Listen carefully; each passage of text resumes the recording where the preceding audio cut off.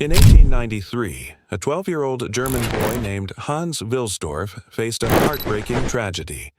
He lost both his parents and became an orphan. Though he inherited a small sum of money, it was soon stolen during a journey. Despite losing everything, Hans held on to one thing: an unstoppable passion for watches. This passion would ultimately help him build the world's most iconic watch brand. After his parents' death, Hans's future looked bleak. His relatives sold his family's business and sent him to a boarding school, where he befriended a Swiss boy who introduced him to the world of Swiss watchmaking. Inspired, Hans realized his true calling lay in that industry. At just 19, he moved to Switzerland in 1900 and began working at a watch company called Kuehne Korten, where he meticulously checked the accuracy of hundreds of watches daily. This experience further deepened his desire to create perfect timepieces. In 1903, Hans moved to London to pursue his dreams, but tragedy struck again when the 3,300 German gold marks he had inherited were stolen. Still, he pressed on, taking up a job in the sales and marketing department of another watch company. Over 2 years, he gained critical insights into manufacturing, sales, and, most importantly, consumer behavior. He noticed that while most watchmakers focused on elaborate, decorative watches, customers actually desired simple, accurate, durable, and elegant designs. Fueled by this insight, 24-year-old Hans decided to start his own watch business. With limited capital, he partnered with his brother-in-law, forming the Wilsdorf and Davis firm in 1905. They began by producing portable pocket watches, and their first product, the Portfolio pocket watch, enclosed in a fine leather pouch, became an instant hit. Though the market was dominated by pocket watches, Hans believed wristwatches would eventually take over. At the time, wristwatches were viewed as feminine accessories. But in 1906, Hans noticed both men and women in Britain enjoyed wearing bracelets. This inspired him to launch gold and silver bracelet watches, which quickly gained popularity. Hans also realized that most watches carried only the manufacturer's name.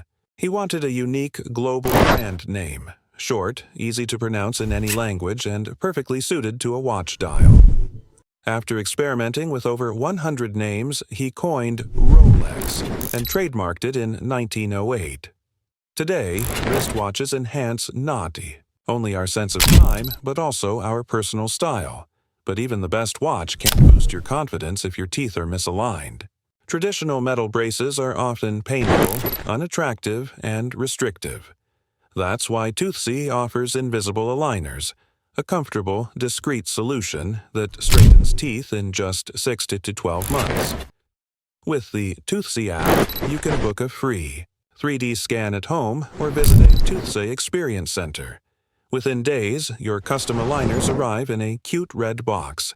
Having designed over 300,000 Indian smiles, Toothsy guarantees real, visible results. Back to Rolex. Despite growing success, wristwatches still struggled with precision due to small movements. Until 1910, Hans relied on Swiss-made movements, but he eventually collaborated with expert watchmakers to develop the 15-line caliber 200 movement.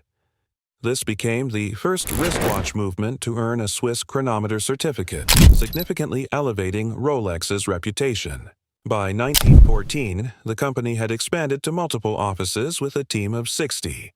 But then World War I hit. The British government imposed a 33% duty on watch exports, threatening Rolex's survival.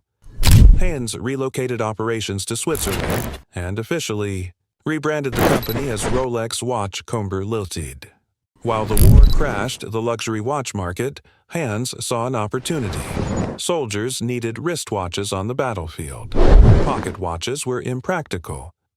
Rolex responded with rugged trench watches featuring unbreakable glass and luminous radium hands.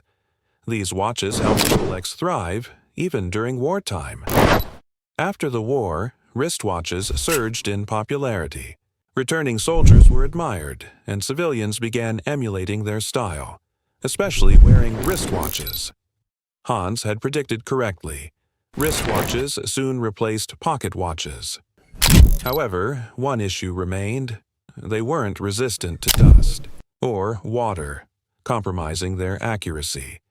Determined to fix this, Hans innovated a new airtight watch case. While traditional watches were snapped together like tippet boxes, Rolex introduced a revolutionary screw-on mechanism with rubber gaskets and a submarine hatch-style winding crown. This oyster case was the world's first waterproof wristwatch case, setting a whole new standard in horology and sealing Rolex's legacy as a pioneer in precision and innovation.